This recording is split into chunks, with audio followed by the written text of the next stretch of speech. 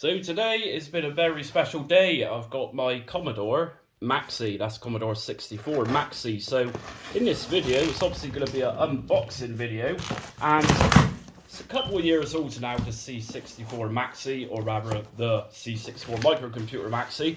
But I'm going to do open up of this, and this was gifted to me for my 40th. But what I'm going to do is just open this up and thank my mum and dad for giving my birthday present early to contribute to my YouTube channel. So in this video, I'm going to do more unboxing of this. My first impressions on it is a Commodore 64 fan. I'm also going to show you how to update its firmware and add your own games. So check this video out.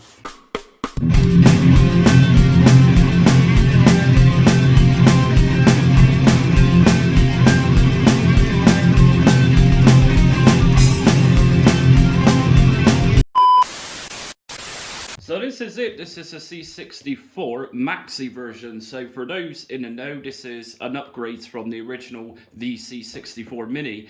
And of course, as a Maxi, this was a full-size bread bin Mark 1 Commodore 64. I've never owned one of these, and like I said in the intro, this is an early birthday present for my 40th, which is in October. So here we go. Let's open this thing.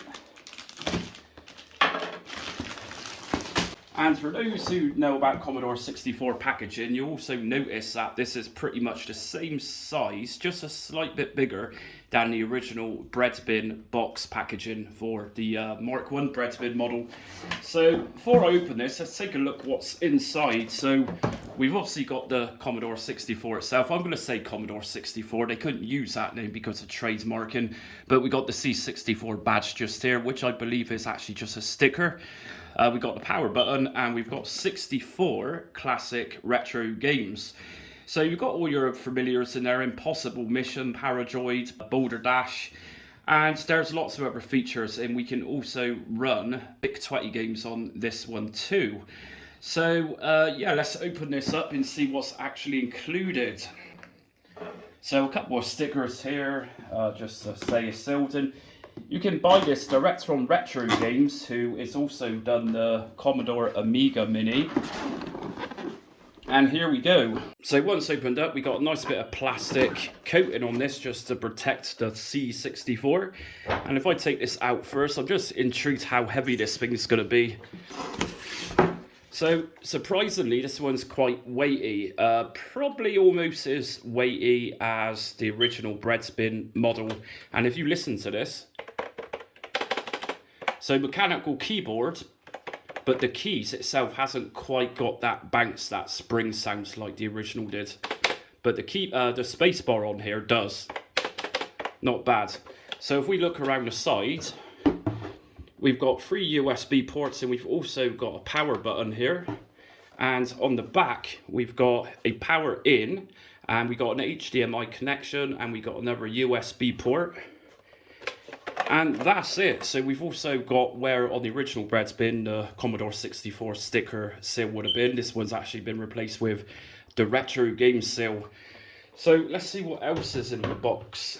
We have got another box here, the C64, and inside here we've got Retro Games' own take on almost a zip stick. So zip stick was my favourite brand of joysticks, 9-pin joysticks.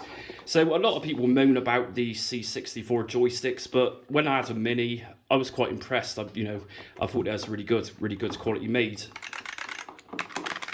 And we've also got in the box, this is a USB cable, that's going to be the power cable. Just let me remind you that this doesn't actually come with a plug. So I'm sure most people this day and age have got a USB plug around to connect this one into the power on. We've also got a HDMI cable, and inside it's not quite as thick as the original Commodore 64 user manual, but for those who remember what the Commodore 64 user manual looked like, it's the same design, the blue and white stripes. So very thin, but it's got some instructions in there, and I'm sure this was pretty much just put in there for a bit of nostalgia as well, just to give it that more authentic look. So what I'm going to do next is actually plug this in with all the default settings in place, and then shortly after I'm going to be upgrading it with a new firmware.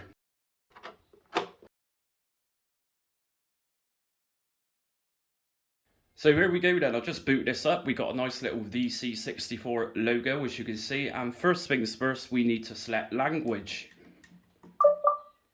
And we've also got a mode here to enable 50 Hz or 60 Hz. I'm pretty sure this screen I'm using is 60 Hz.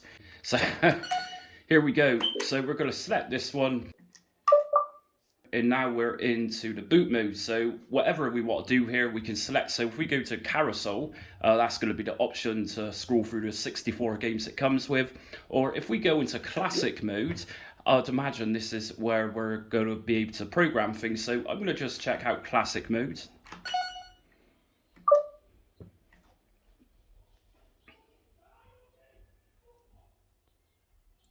And here we are, so brilliant screen, just like the original Commodore 64, and I'm going to test out this keyboard. So I'm going to do everyone's favourite old school program, 10, print, and as you can see, these keys are working just like the real thing. So I'm going to go to 10 print, JustJamie, and comma, and let's see, semicolon, do I remember these? And then I want to go to 20. And then 20, I'm going to go to 10, and you all know what this is going to do. And I'm pretty sure I type in run, and there we go. I've just done a basic bit of programming. How amazing. Let's move on from Commodore Basic itself. And if I press the bottom button here on the right of this controller, we got some options here. We can save our work, what we're doing through Commodore Basic. We've also got media access, where I'd imagine we can go through USB and do whatever. And we've also got options here. So from options, I can go down to carousel mode. And this is the 64 games, so it's going to be the same as the C64 Mini, I'd imagine. And we got some real classics here, but obviously through copyright, that type of thing, not all your classic games are going to be there, which you remember. But it's got a good portion of iconic games. So one of the games I used to play a lot as a kid is Firelord. And fair enough, Firelord kind of looked like a ZX Spectrum game because it probably was just a direct port.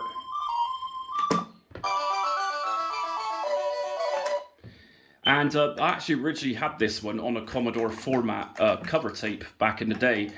And pretty much to this day, I still don't know what to do with Firelords, but it's just fun. So this was the days where games weren't easy, of course, and you actually had to put a bit of effort into your gameplay. So this is Firelord, and if I just press the right button just here on the side, I can then go to exit game, and we're back into the carousel. So let's check out Galaxia. Now, I'm pretty sure this was actually published by Protovision, and I'm going to try this one out, and it says on the box art for on the carousel, this was by Protovision.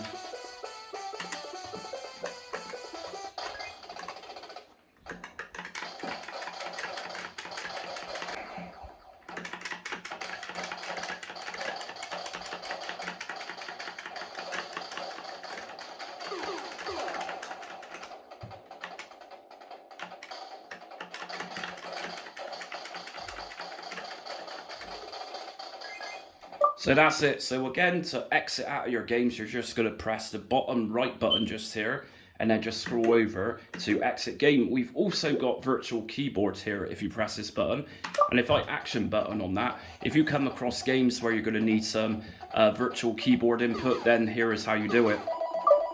But I'm going to just exit out of this game. And if I go down to these options here, we got a TV or a monitor display. And this is going to give us different ratios. So I'm going to leave this on pixel perfect. You've also got CRT scanline modes going on. And if we go to the spanner just here, or wrench if you're in America, we got computer model. So we got different versions of the Commodore 64. We got the PAL version, which is more the British version. And this one's currently set to the North American NTSC. Like I said just now, we can also emulate Commodore VIC-20 games, and we've also got the PAL model and NTSC models of the VIC-20. And if we just go down to system information, this is where we're going to update the firmware to give this thing a bit of new life. So I'm going to head over to my laptop now and show you how to do this. Okay, so on the laptop, what I'm going to do is download the firmware for the C64 Maxi. I'll leave a link in my description. And by the way, if you like what you see in this video, just hit notifications and also subscribe. I do a lot of emulation content and I love the microcomputers of the 80s and of course early 90s. So once we're on the Retro Games website, if you just scroll down a touch, there's a bin file just here, and this is the most recent version of firmware that you need. And if you just scroll below, you'll find changes, that type of thing, made for this new firmware update. So let's just download the bin. And this is going to take you to a Google Drive link and just download the bin file.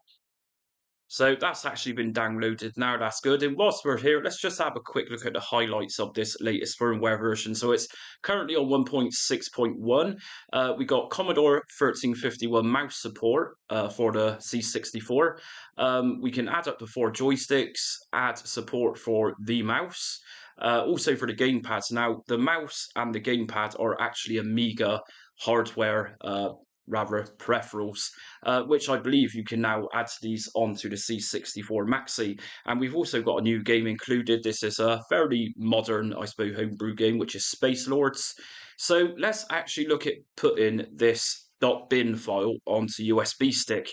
So I've got a USB stick connected. It's a 16 gig SanDisk, and it recommends that you format these to FAT32. So the easiest way of doing this, if you're using a modern day Windows computer like I'm using, which is Windows 11, you'll probably find if you do a traditional way of formatting your device, you won't be able to do it. So the way to do this is if you just go to search, and just find, create, and format hard disk partitions. And what we're going to do here is format to FAT32, and I'll show you how you do this. So right now I've got external hard drive connected, but we don't need this one. Disk 0, that's my operating system, and this is the one just here. So plug in your USB stick and simply just right click on your disk, and from here you can delete volumes or you can format. So let's just format this one. As you can see, this one's already formatted to FAT32. Press yes on this. And volume name, I've just called mine C64. And file system, as you can see, we've got NTFC, rather NTFS here, FAT32 or exFAT. So I'm going to choose FAT32 and perform a quick format and just press on OK and OK again. And that's going to format your USB device into FAT32. So very simply, what we're going to do is just drag this .bin file directly onto the root of the USB stick. And that's going to copy over, and it's that simple. Okay, so we're back at the C64. I've got my .bin, or rather firmware file, flashed onto my USB drive. And what Retro Games recommend is that you actually put this into the back port of the C64. So that's what I'm going to do.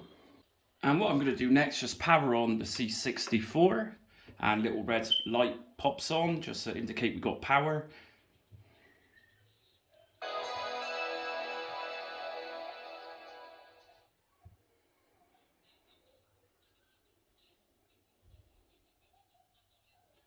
To exit this, I'm going to press the right button here, and that's a small button.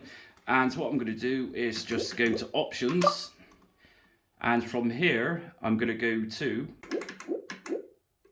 exit carousel mode, and I'm now going to go down to this little spanner, or rather wrench, and from here I can go to system information, and it's found that firmware update which I put in on USB. So do you wish to upgrade this firmware? Obviously go over to apply, and it's going to shut down, and we're going to get a symbol of a USB stick, and it's now injecting that firmware into the C64. So if this works, we're going to see a new game appear, which is Space Lords.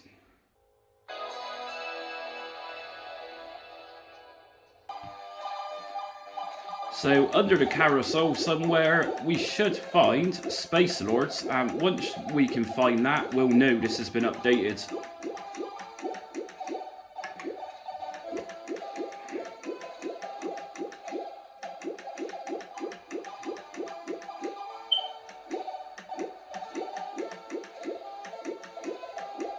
And there we go. So this is Space Lord. So like it said, this update comes with it. And if I go back to this icon just here and go to system information, we can now see that the build is the 1.6.1, and so this is fully up to date. So next thing I'm going to show you what to do and how to do is putting your own games on. So there's some really cool modern homebrew C64 games, and I'm going to show you how to do this. So we're looking at adding games to the C64 for this part of the video. So all I'm going to say, if you had a Mini and you remember the days where adding your own games was a little bit more tricky, you'll be very pleased to know that this is literally a case of having a USB formatted USB stick like we just used on the firmware update, and literally just dragging your games inside of the USB. So something you need to be aware of is that you've got different range of file extensions for C64 games. Largely, the C64 caters for pretty much every file extension. So here I'm using a security certificate image, which is pretty much a cartridge image, and a C64 disk image, also known as a .THEC64. And obviously another common type of file extension is .tap or .THEC64, which are cassette tape images, and they can take a very long time to load. So if you can, try and get your games in either a cartridge .crt or a security certificate file. Also, the .THEC64 image files are a lot quicker than cassette tape files. So that's all you need to do, and what I'm going to do next is just plug this into the C64.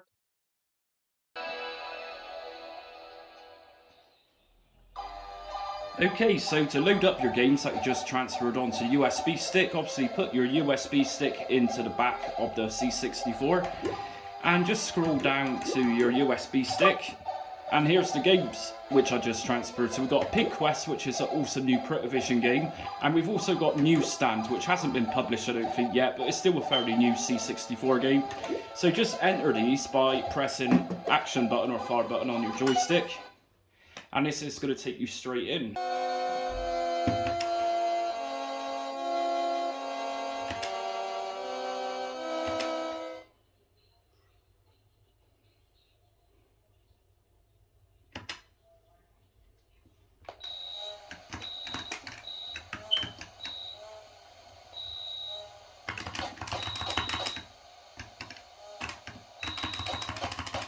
And you'll notice by the clunking, that's the joystick. So if you don't like the old school style of joysticks, buttons making such a noise, then I'd suggest getting something a bit more softer to press on. So, you know, I can't imagine what my mum and dad would have felt like back in the day when I was in the corner of the front room, clunking away on my joystick. So obviously on your games which you transfer over on USB stick, we've still got the same options. As you can see here, we can save and load states. We got virtual keyboard. So let me just give you an example. If we go to save and load state, if I press action button here, and I got a range here of different documents I can save this to. So I'm going to just save this, and on my joystick, I'm going to need to press this button here on the left, and that's going to save. Now, if I play this a little bit longer,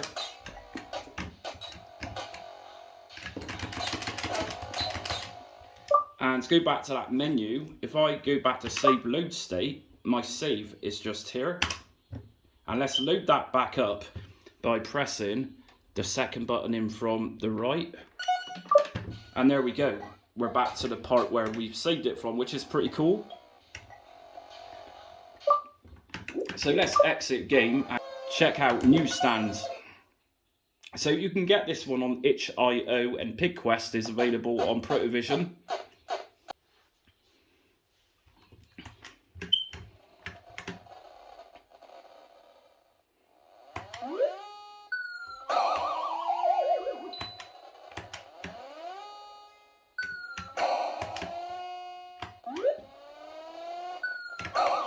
Yeah, I'm not too good at this one, so we're going to exit the game, and that's it for the video today. So, like I say, if you like what you've seen and you want more Commodore 64 content, check out my playlists. I do lots of Commodore 64 emulation videos in the past, as well as trying out brand new Commodore 64 games.